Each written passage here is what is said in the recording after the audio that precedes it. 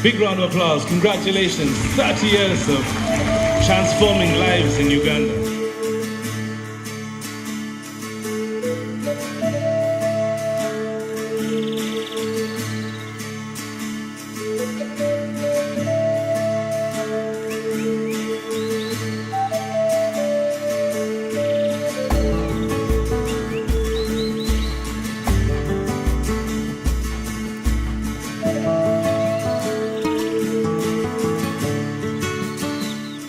World Vision started as an emergency response in this country.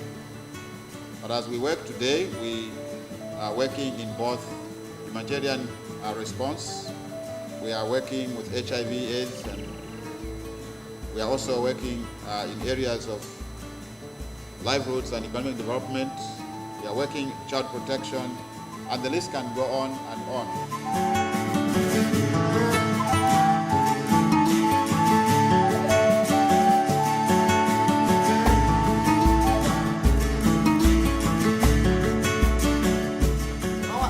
Is not to go and give bed dates to the children only.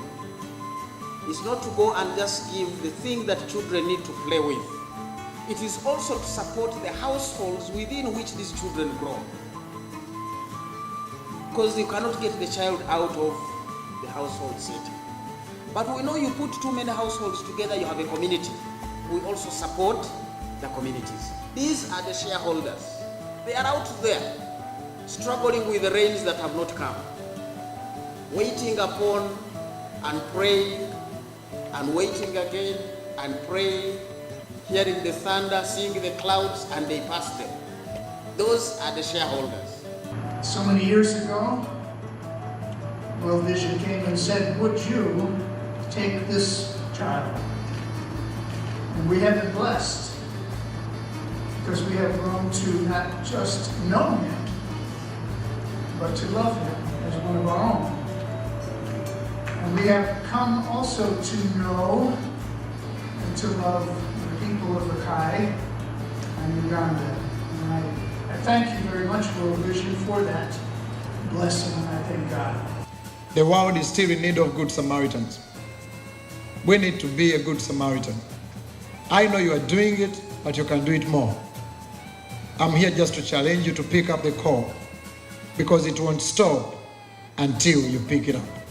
The burning bush never stopped until Moses went there. World Vision Uganda has worked tirelessly towards the well-being of children in this country. I am pleased to recognize that among the various partnerships that it has in the country, it has worked very closely with the United Nations system, in particular with UNICEF, our Children's Fund. As we listen and reflect on the stories that we have heard today, it is really important that we reflect on how far these people have come, what impact their support has made, and reflect also on the fact that in spite of all this support and all these achievements, hundreds of thousands of children in the world today, unfortunately, continue to face challenging circumstances. So I invite you to reflect. What does the future hold for our children? And I invite you to think, what can we do, each and every one of us, to make the life of the children in our communities better?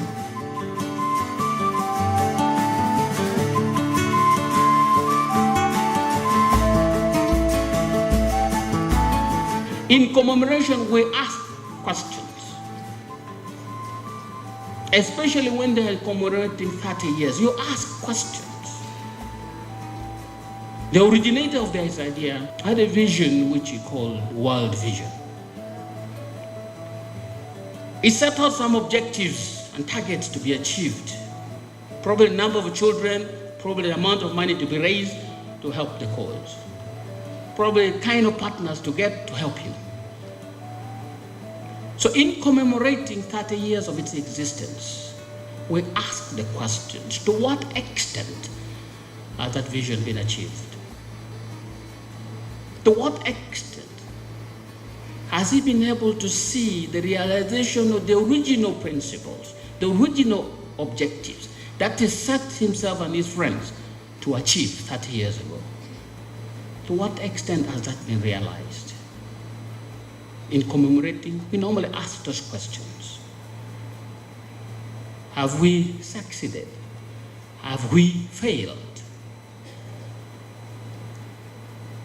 To what extent have we succeeded? I have seen 5 million children in Uganda. That is no mean achievement. Congratulations. Won't you carry up the light? Let someone see.